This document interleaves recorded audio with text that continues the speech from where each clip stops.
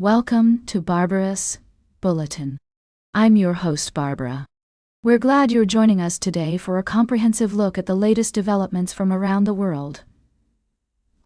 In our opening segment, we'll be focusing on two significant stories that highlight the complexities of international relations and trade. First, let's turn our attention to comments made by China regarding its stance on global trade.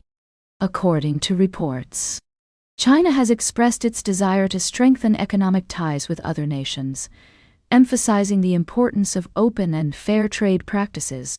This comes at a time when many countries are navigating the challenges of globalization and seeking to establish mutually beneficial trade agreements.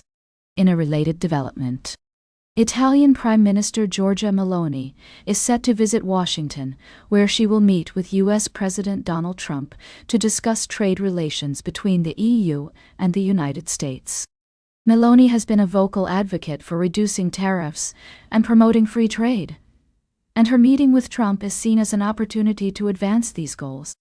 However, some analysts have noted that Meloni's approach may be viewed with skepticism by other EU member states who are concerned about the potential consequences of unilateral actions on trade policy. The European Commission has emphasized that negotiating tariffs is a collective responsibility, and any agreements must be made in consultation with all member states. As we examine these stories, it's clear that the global trade landscape is becoming increasingly complex. With multiple nations vying for influence and seeking to protect their economic interests, finding common ground and achieving mutually beneficial agreements will require careful diplomacy and cooperation. We'll continue to monitor these developments and provide updates as more information becomes available. For now, it's evident that the path forward will involve nuanced negotiations and a deep understanding of the intricate relationships between nations. We'll be right back with more of today's top news on Barbara's Bulletin. Welcome back to Barbara's Bulletin. We're glad you're still with us as we dive into our middle segment. Today we're taking a journey to Nepal to explore an intriguing story about humans and wildlife coexisting in close proximity. In the heart of Chitwan National Park, a fascinating phenomenon has emerged. The local community is learning to live alongside nearly 700 rhinos that call the park home. While it may seem like a unique opportunity for conservation and tourism, the reality is more complex. As we delve into this story, we'll examine the challenges and benefits of human-wildlife coexistence. On one hand, the presence of rhinos in the area has become a significant tourist attraction, generating income for local businesses and residents. The village of Saraha has even adopted some orphaned rhinos, which have become beloved members of the community.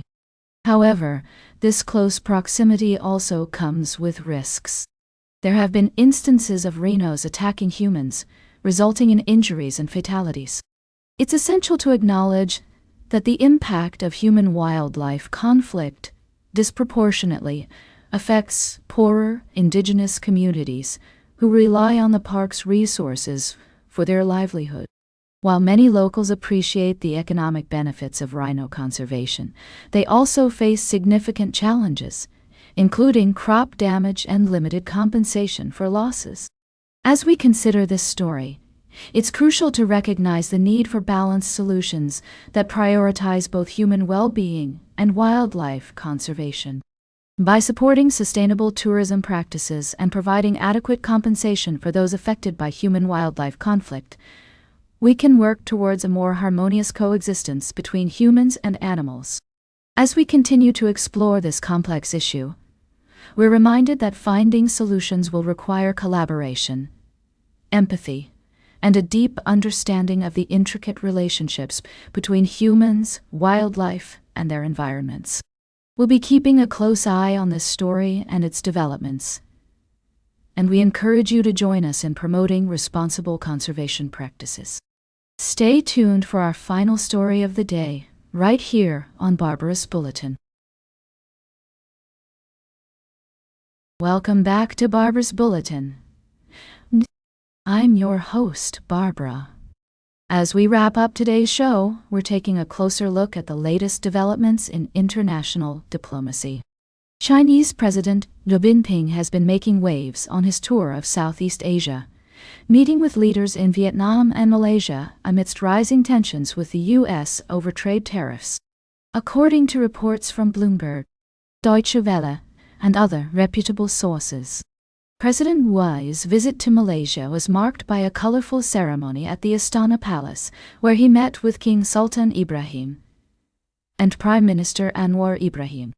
The two nations are expected to discuss bilateral cooperation and sign multiple agreements, including a potential free trade agreement between China and the Association of Southeast Asian Nations.